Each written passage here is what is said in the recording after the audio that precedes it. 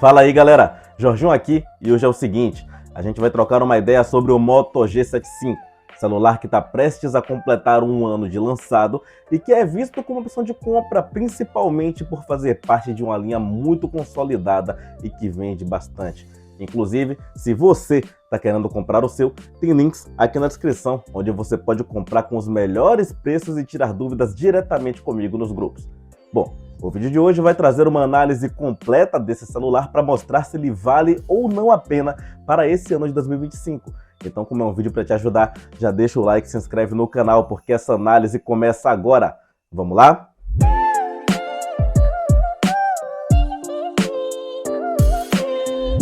Vamos começar falando sobre o design do celular, que tem a construção com identidade visual muito clara da linha de Motorola lançados em 2024. Onde a gente tem as câmeras e o flash em um bloco saltado no fundo.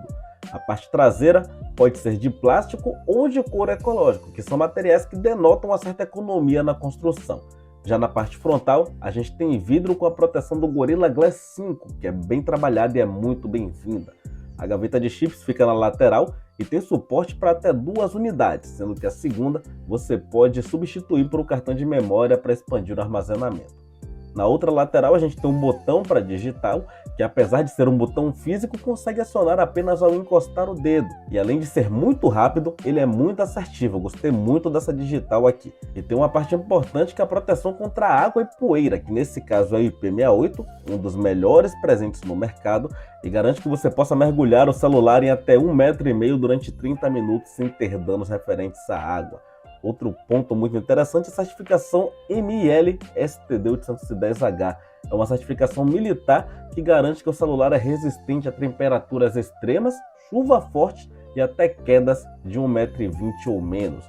O que garante, pelo menos na teoria, que você pode utilizar o seu celular sem capa, película nem nada do tipo, já que ele é muito resistente. Eu prefiro não testar no meu, mas você que está vendo esse vídeo pode testar tudo isso no seu aparelho e comentar aqui embaixo o seu resultado. Com certeza vai ter muita gente curiosa. E um outro ponto muito importante é a necessidade do seu like, que impulsiona esse vídeo e mostra o canal para mais gente. Então tá vendo esse vídeo, caiu de paraquedas aqui no canal, aperta no botão do like, aperta no botão de se inscrever que tá ali do lado e dá uma apertada no badalo. Que é para não ficar de fora de nenhuma novidade que eu trouxer por aqui, tem muita coisa interessante vindo por aí. Agora vamos voltar a falar do celular, que é bastante pesado, o que inclusive se justifica pelo tamanho do mesmo, que é muito grande, apesar de ser muito bonito. Pelo tamanho, ele pode dar problema na pegada para quem tem mãos pequenas, pode ser que você não consiga segurar tão bem um celular tão grande. Por ter esse tamanho todo, ele vai ter uma tela que acompanha, que é uma unidade de quase 6,8 polegadas, o que é enorme. A resolução é o Full HD, o que nesse tamanho de tela dá uma nitidez ok. O material é o IPS LCD, que não me agrada nesse modelo porque os concorrentes têm tela AMOLED. E justamente por não ter tela AMOLED, esse aparelho aqui não vai ter nenhum tipo de tratamento adicional para consumo de conteúdo, seja o Dolby Vision ou HDR. O brilho é de 1000 nits, o que é um número ok, poderia ser maior e pode dar um ou outro problema para utilizar embaixo do sol forte. A taxa de atualização de tela aqui é de 120 Hz, o que é um número excelente e além disso é um número adaptivo. Você pode setar em 60 Hz para economizar a bateria ou utilizar um modo que vai de 1 até 120 para ter fluidez melhor na tela. Na parte de cima dessa tela a gente tem um furo para abrigar a câmera frontal. Essa câmera é uma unidade de 16 megapixels que é acompanhada por um conjunto traseiro com uma câmera principal de 50 megapixels e uma ultra-wide de 8 megapixels. As fotos, principalmente na câmera principal, entregam um nível de detalhe que me deixaram impressionado.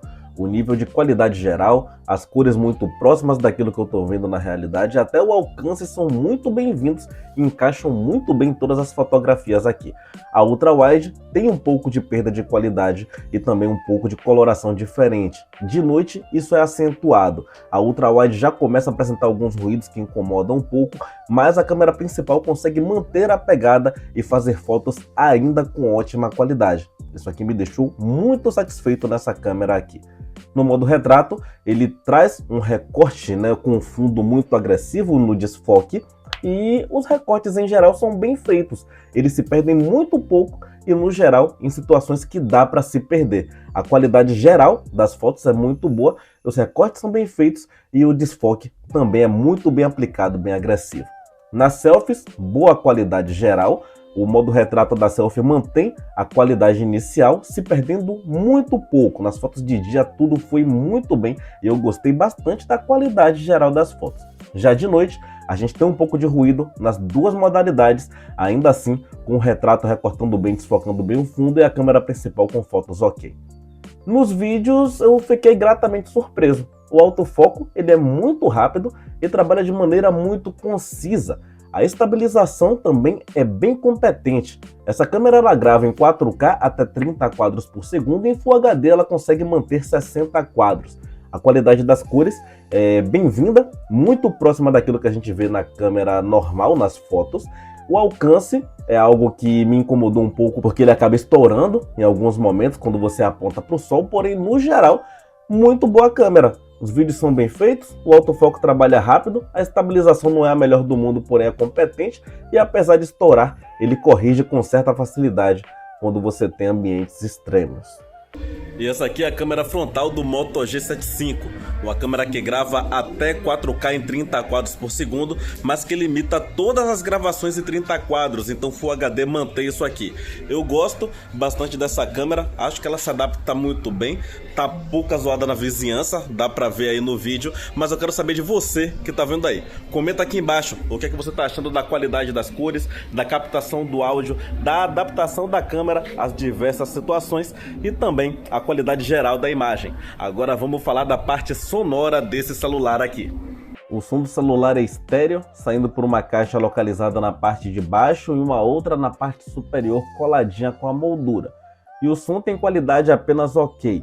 Falta um pouco de profundidade, falta um pouco de grave, apesar de ser um som alto e que dá para escutar claramente. O celular não tem entrada para fone de ouvido, fone aqui só se for Bluetooth ou se encaixar na porta tipo C que está na parte de baixo.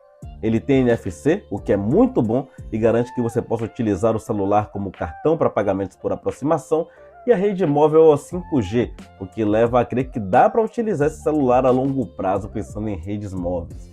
O armazenamento pode ser de 128 ou 256 GB, o que são bons números e inclusive podem ser expandidos, já que ele suporta cartão de memória de até 1 TB. A tecnologia de transferência de dados é o UFS 2.2, que não me agrada, já que tem concorrentes na mesma faixa de preço com o UFS 3.1, deixando ele em desvantagem nessa questão. A memória RAM é de 8 GB, o que é um número excelente e garante que você não tenha travamentos ao utilizar várias tarefas ao mesmo tempo.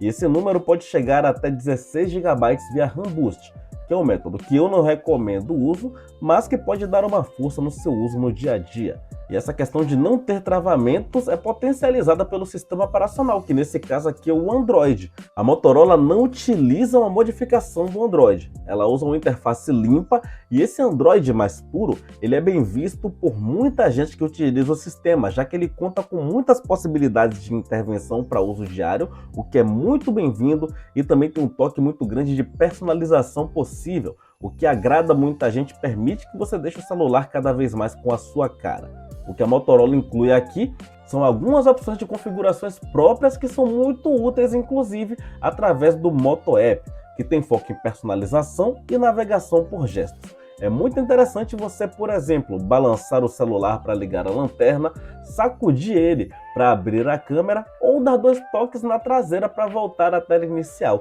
Isso é útil no dia a dia e se tornou uma marca registrada da Motorola. Atualmente, esse celular está no Android 15, e a promessa é de pelo menos mais 4 atualizações, atualizando pelo menos até o Android 19 e dando uma grande margem de uso pensando nesse celular a longo prazo.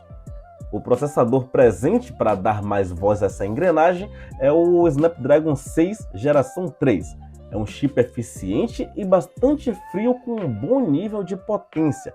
Ele é próximo, mas é inferior ao Snapdragon 778G, para se ter uma ideia de comparação. E na questão de jogos, nos games muito pesados, ele vai sim te obrigar a escolher entre uma taxa de quadros maior ou uma qualidade mais agradável. Porém, para jogos mais leves, ele vai rodar com bastante tranquilidade, ele não vai te dar problema aqui.